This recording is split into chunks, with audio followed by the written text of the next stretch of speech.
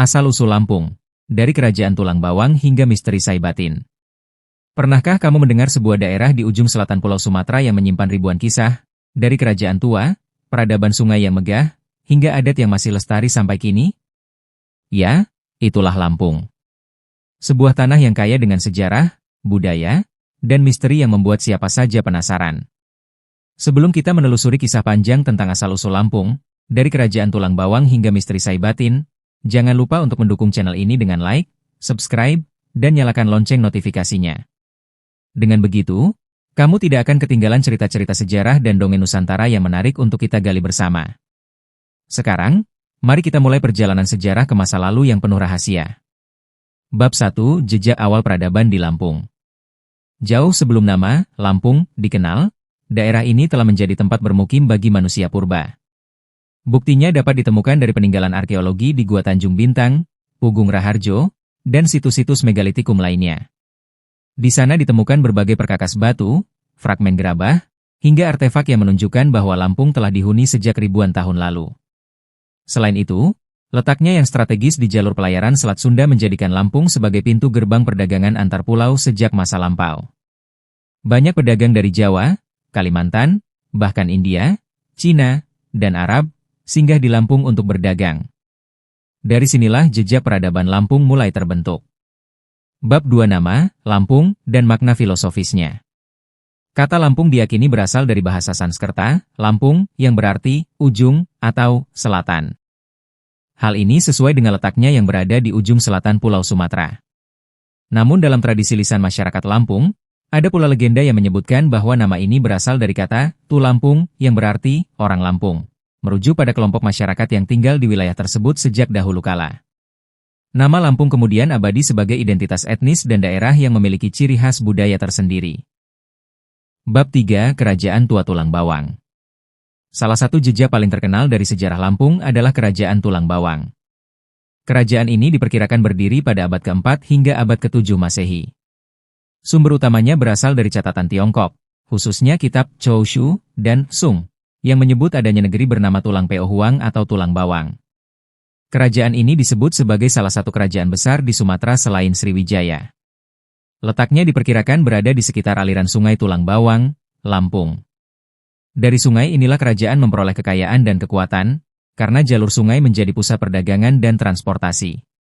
Tulang Bawang terkenal sebagai penghasil lada, emas, rotan, dan kapur barus yang sangat diminati pedagang asing. Catatan Tiongkok bahkan menyebutkan bahwa negeri ini mengirim utusan ke Tiongkok pada abad ke-7, menandakan bahwa kerajaan Lampung telah menjalin hubungan diplomatik dengan dunia luar. Bab 4 Hubungan dengan Kerajaan Sriwijaya. Pada abad ke-7, Sriwijaya mulai menguasai hampir seluruh jalur perdagangan di Sumatera. Lampung, termasuk Tulang Bawang, akhirnya masuk dalam pengaruh Sriwijaya. Bukti hubungan ini terlihat dari prasasti Palas Pasemah yang ditemukan di Lampung Selatan. Prasasti berhuruf Palawa dan berbahasa Melayu kuno itu menyebutkan nama Sriwijaya dan menandakan bahwa Lampung adalah bagian dari kekuasaan Sriwijaya. Meski demikian, kerajaan lokal seperti Tulang Bawang tetap mempertahankan identitasnya, khususnya dalam bidang adat dan budaya. Lampung menjadi salah satu daerah penghasil lada hitam yang kemudian menjadi komoditas penting Sriwijaya dalam perdagangan internasional. Bab 5 Lampung di masa Kerajaan Majapahit. Setelah keruntuhan Sriwijaya, Lampung tetap memainkan peran penting dalam dunia perdagangan. Kitab Negara Kertagama karya M.P.U. Prapanca pada abad ke-14 menyebut Lampung sebagai daerah yang masuk dalam pengaruh Majapahit.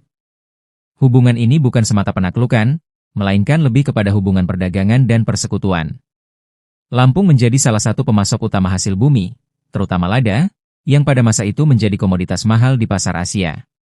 Bab 6 Lampung di masa Kesultanan Banten. Memasuki abad ke-16, Lampung masuk ke dalam kekuasaan Kesultanan Banten. Hal ini terjadi karena lada Lampung sangat dibutuhkan oleh Banten untuk memperkuat perdagangan internasional dengan bangsa Portugis, Belanda, dan Inggris. Kesultanan Banten kemudian menempatkan para pejabatnya di Lampung untuk mengatur perdagangan lada.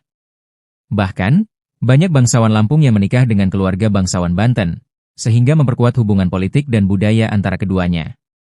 Jejak hubungan ini masih terasa hingga kini, karena banyak tradisi masyarakat Lampung yang mirip dengan budaya Jawa Barat dan Banten. Bab 7 Lada Lampung dan Kolonialisme.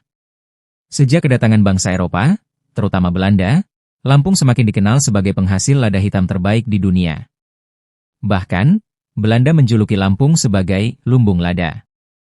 Namun, kekayaan ini justru mengundang penderitaan. Belanda memberlakukan sistem monopoli perdagangan lada yang merugikan rakyat Lampung. Perlawanan pun muncul, salah satunya dari tokoh legendaris Raden Inten II, pahlawan nasional asal Lampung yang berjuang melawan kolonialisme Belanda pada abad ke-19. Bab 8 Sistem Adat Lampung, Pepadun dan Saibatin. Selain sejarah kerajaan, Lampung juga memiliki sistem adat yang unik. Ada dua sistem utama. 1. Adat pepadun banyak berkembang di daerah pedalaman, mengedepankan musyawarah, demokrasi, dan pelantikan kepala adat melalui upacara cakap pepadun. 2. Adat Saibatin berkembang di daerah pesisir, bersifat aristokratis, dengan garis keturunan bangsawan yang dominan. Kedua adat ini menjadi fondasi kehidupan sosial masyarakat Lampung hingga saat ini. Menariknya, sistem Saibatin masih menyimpan banyak misteri, karena garis keturunannya dianggap sakral dan penuh wibawa. Bab 9 Misteri Saibatin dan Simbol Kekuasaan.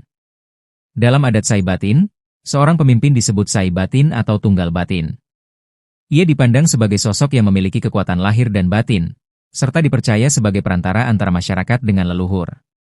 Hanya mereka yang memiliki darah bangsawan tertentu yang bisa menjadi Saibatin. Misteri ini membuat adat Saibatin penuh dengan simbol-simbol keramat, seperti mahkota, tombak, hingga pakaian adat tapis berlapis emas. Banyak yang percaya bahwa kedudukan Saibatin tidak hanya sekadar politik, tetapi juga memiliki makna spiritual yang dalam. Bab 10 Islamisasi di Lampung. Islam mulai masuk ke Lampung sejak abad ke-15 melalui jalur perdagangan dan penyebaran dari Kesultanan Banten dan Palembang. Para ulama dan pedagang Arab serta Gujarat juga berperan dalam proses Islamisasi ini. Meski demikian, adat Lampung tidak hilang. Justru terjadi perpaduan antara ajaran Islam dengan kearifan lokal. Upacara adat, hukum adat, hingga pepatah Lampung, banyak yang memuat nilai-nilai Islami. Bab 11 Lampung di masa kolonial Belanda. Belanda semakin memperketat cengkeramannya di Lampung sejak abad ke-18. Mereka tidak hanya menguasai perdagangan lada, tetapi juga membuka perkebunan kopi, tebu, dan lada dengan sistem kerja paksa. Perlawanan rakyat Lampung semakin besar. Raden Inten II, Raden Imbakusuma, dan tokoh-tokoh lain bangkit melawan Belanda. Meski banyak yang gugur, perjuangan mereka menjadi inspirasi bagi generasi berikutnya. Bab 12 Lampung di era kemerdekaan dan modernisasi. Setelah Indonesia merdeka, Lampung resmi menjadi bagian dari Republik Indonesia. Pada tahun 1964, Lampung ditetapkan sebagai provinsi ke-8 di Indonesia. Modernisasi membawa banyak perubahan. Lampung dikenal sebagai daerah transmigrasi terbesar di Indonesia, sehingga banyak suku dari Jawa, Bali, Sunda, dan lainnya bermukim di Lampung. Keberagaman ini menjadikan Lampung sebagai miniatur Indonesia yang penuh warna. Bab 13 Warisan Budaya Lampung. Hingga kini, Lampung tetap menjaga warisan budayanya. Beberapa di antaranya. Tari Sige Penguten, tarian penyambutan tamu agung. Tapis Lampung, kain tenun tradisional berhias benang emas. Bahasa Lampung terbagi menjadi dua dialek utama, Api dan Nyo. Upacara adat cakap pepadun, pengukuhan gelar adat. Warisan inilah yang membuat Lampung tidak hanya kaya secara alam, tetapi juga budaya. Bab 14 Misteri dan Pesona Lampung. Selain sejarah dan budaya, Lampung juga menyimpan berbagai misteri. Mulai dari legenda Gunung Tanggamus, kisah keramat Wai Kambas, hingga cerita rakyat tentang Putri Ulun Sukha. Semua itu menambah pesona Lampung sebagai daerah yang penuh cerita mistis dan sakral. Penutup dan kesimpulan. Dari kisah peradaban awal, kejayaan Kerajaan Tulang Bawang, hubungan dengan Sriwijaya, Majapahit, hingga Kesultanan Banten, serta perjuangan melawan kolonialisme, Lampung terbukti memiliki sejarah yang panjang dan kaya. Keunikan adat pepadun dan misteri Saibatin menambah daya tarik Lampung sebagai daerah yang tidak hanya indah secara alam, tetapi juga memiliki kedalaman budaya dan spiritual. Kini, Lampung berdiri sebagai provinsi yang modern, namun tetap menjaga warisan leluhur. Inilah bukti bahwa sejarah bukan hanya masa lalu, tetapi juga identitas yang membentuk masa depan. Jadi, setelah menyimak kisah asal-usul Lampung, dari Kerajaan Tulang Bawang hingga misteri Saibatin, jangan lupa untuk selalu mendukung channel ini dengan like, komen, share, dan subscribe. Dengan begitu, kita bisa terus menggali sejarah dan dongeng Nusantara yang menakjubkan lainnya.